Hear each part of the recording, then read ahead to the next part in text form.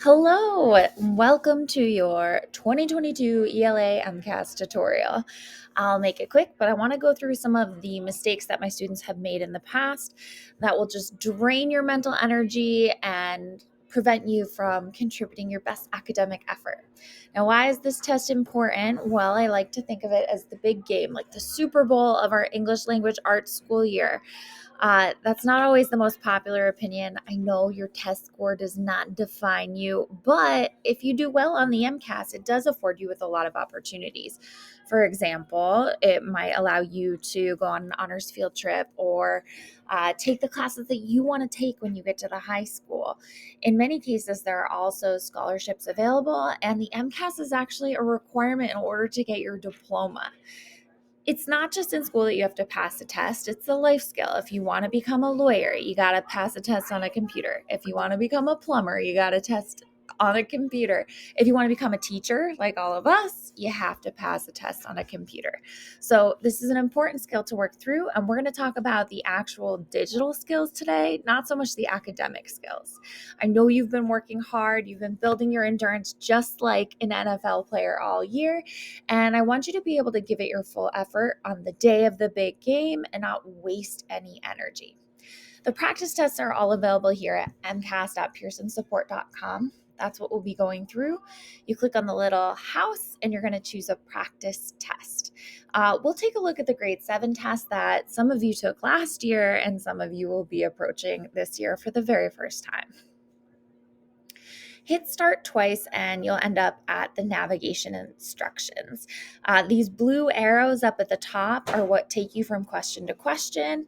And if you want to skip ahead a question, you can hit the review button and go to whatever question you want. Now, I always start at the last question first. That might sound a little bit weird, but the last question is usually the most challenging for me. It's that open-ended response. The open response is something that I can consider while I'm going through my multiple choice, while I'm going through my readings. Your brain actually works in the background to start processing your answer before you've even sat down to type it out on the screen. So it's really important you look at the last question first, keep that open response in the back of your head while you're doing your initial reading of the test. You notice that it's going to tell you when things aren't answered right here, and you can also bookmark questions that you decide you want to come back to. Like I said, your brain is working in the background, right? Processing things. And so if you've been staring at the same question for 10 minutes and you just simply can't look at it anymore and you're not making any progress, it's okay to bookmark it, take a break, trust that your brain is still working on that question in the background, and come back to it later with some fresh eyes. Sometimes just taking a break will help you to process it, but also sometimes one of the later questions will help you answer that question you were struggling with early on. Here's my first horror story for you. Over here, you, I hope, recognize that this is the scroll bar, but I have had students in the past, especially ridden with anxiety on the day of the big game, the big MCAS test, come up to me and say, Miss Sanders, the multiple choice is asking about paragraph 17, but there's only 5 paragraphs in this reading. What did they forget to do? Scroll down, I swear. And it's such a simple thing, but it's something that's happened more than once. If they're asking you about a specific paragraph you don't see, make sure you scrolled all the way down. Practice right now on your screen scrolling to the bottom to see how many paragraphs are actually in this reading. You have a lot of tools available to you. My absolute favorite is called the Answer Eliminator, and it allows you to weed out the answers that don't make sense. Now, most multiple choice questions have at least one crazy answer. Let's pretend my multiple choice question asked, what is the capital of Massachusetts? We all know it's Boston, okay? But let's pretend the options are A, Boston, B, Mars, C, Chicago, and D, Russia. Okay. Well, right away, I know that Mars is a ridiculous answer. Not only is it not a capital city, but it's also not a city at all. It's a planet, right? And so In order to help my brain sort out what the answer is, I can put this big red X right over it. From there, I'm probably thinking to myself, there must be another one I can rule out. Russia, I don't even think that's in the United States. I can get rid of that and put a big red X over it. And now I've gone from having a 1 out of 4 chance of guessing it right to a 50% chance. I've got 2 options left, Chicago or Boston, right? I'm going to think through the question out of the 2. Man, I think I've been to Boston before. That's probably the capital of Massachusetts. And I can select that as my answer. That's how you should be approaching all these multiple choice questions. Try to narrow it down so that your odds of guessing it right, even if you have no idea, go up.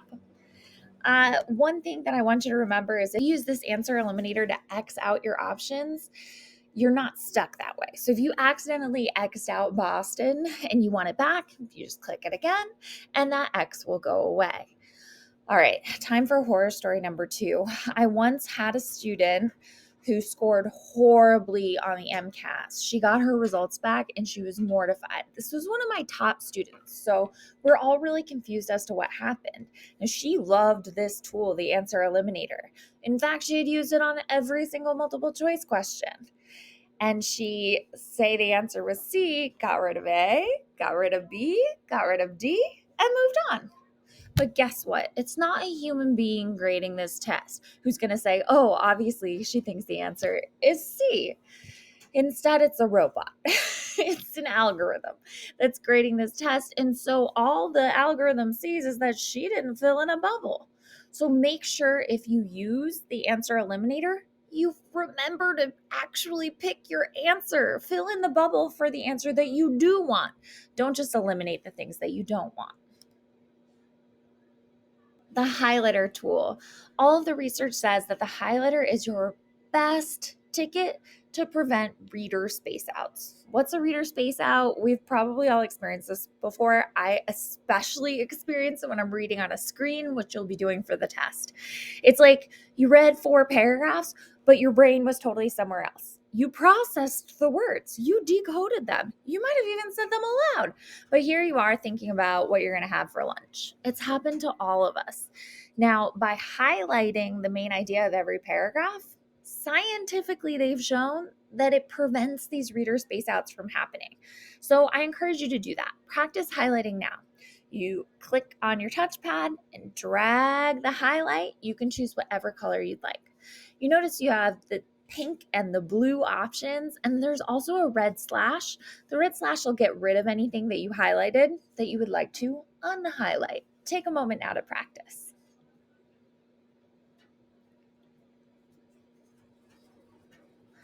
The notepad.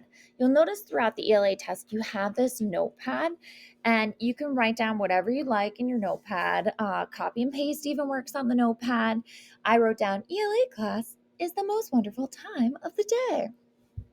One thing that really tripped my students up a couple of years ago is that the notepad saves whatever you've written down on the question where you write it. So if you took notes on question 6, when you get to the open response on 14 and open up your notepad and it's totally blank, please don't panic. Where are your notes? Back on question 6. So I want you to think for a second, what tool could you use to remember where you took your notes? Aha, the bookmark. Yes, definitely bookmark the notepad where you took the majority of your notes, whether it's the first time you encountered the reading or on a really tricky multiple choice question. You can go back to your notes and they will save on the question where you took them. The answer mask. Some of my students really prefer this to the answer eliminator. I think it's a little friendlier on the eyes. We'll call this guy up here Larry. Larry up in the corner has a bunch of tools for accessibility. So really to help you see the test better, if you click on him, this answer mask is one of the options. Rather than having the big red X across multiple choice that you don't want, it'll put a yellow mask across everything. Now, color therapists believe that the color yellow actually helps you to pull things out of your long-term memory. So that's why I prefer the answer mask to the answer eliminator. Same thing goes. If you know the answer is B. You cannot just get rid of A, C, and D with the answer mask and assume that the test knows that you're answering B. You actually have to fill in the bubble. So if you choose to use this tool, make sure you don't just mask the ones you don't want, you also select the question that you do want, or the answer rather. The line reader. This is another tool our friend Larry has right up here. The line reader, you can use these little corners to stretch so you can look at one line at a time or one paragraph at a time. Now, this has a couple of different uses. Like if you need a bathroom break and you don't want to lose your place in a long reading, you can center the line reader where you left off. But also, it can help us to prevent reader space outs. I find that if I use it and move it down along with the reading as I go, I'm less likely to lose my place and also to space out and start thinking about something that's totally off topic while I want to be using my energy for the test. You don't want to have to read something 4 times because that's exhausting. The same way that Tom Brady would never go for a 4-mile run before the Super Bowl. That would be a waste of energy. He's conserving his energy on game day to make sure that he's placing it all into the big challenge. And that's what I need you to do too. On the day of the test, you need to be channeling all of that energy into the exam and being really efficient. All right, the magnifier. Take a moment to play with the magnifier. I find it especially helpful if there's a question about an illustration or a diagram. On the science and math test, this might be even more common, but it's another tool you'll find up with Larry. And I wear glasses, especially if I'm trying to read tiny print on a screen. If you should forget your glasses on the day of the test, please don't panic. First, let's call home and try to get them delivered. But worst case, you can use this magnifier tool to expand any of the text as you need it. Drag it around and you'll see how it works. Expandable panels. I know this is going to sound ridiculous, but I had some students who expanded the panel so that the reading was bigger, which is great. But then they couldn't see the multiple choice question and they weren't able to answer the question. So they took a 0 for that question rather than giving it their best shot. You notice these questions also have part A and part B. That's not a bad thing. It's not double the work. Make sure you answer both parts. They're both important. Anything you leave blank will get you 0 points, right? It's not like if you leave it blank, you get higher points than if you got it wrong. So you might as well guess. You get the same number of points if you get the question wrong as you do if you leave it blank. Sometimes the answer to part A can help you answer part B, vice versa. Sometimes the answer to part B can help you answer part A. This expandable panel allows you to make the reading big or small. But remember that the question is there. Never leave anything blank. Passage selection. You're definitely going to come across a question like this. You'll see your full reading over on the left, and then you've got passages over on the right. The question's going to ask you something like, select the passage that represents the main idea. Make sure you click on it so that it's highlighted. And if you want to unhighlight it, simply click it again. You're not bound to whatever you click first. You can click it again and the highlight will disappear. All right, you probably know these little cheat codes, but in order to copy something, you hit Control or Command on your keyboard and C while it's highlighted, and then you can use Control V to paste. A lot of kids I've encountered thought Control P was paste. It's not, it's print, and you don't even have the access to be able to print anything. So don't do Control P. Think, I'm going to make my life very easy. Control V is paste. If you want to undo something, Control Z will undo it. That's the undo button. You probably won't be able to copy and paste from the passage, but you should try.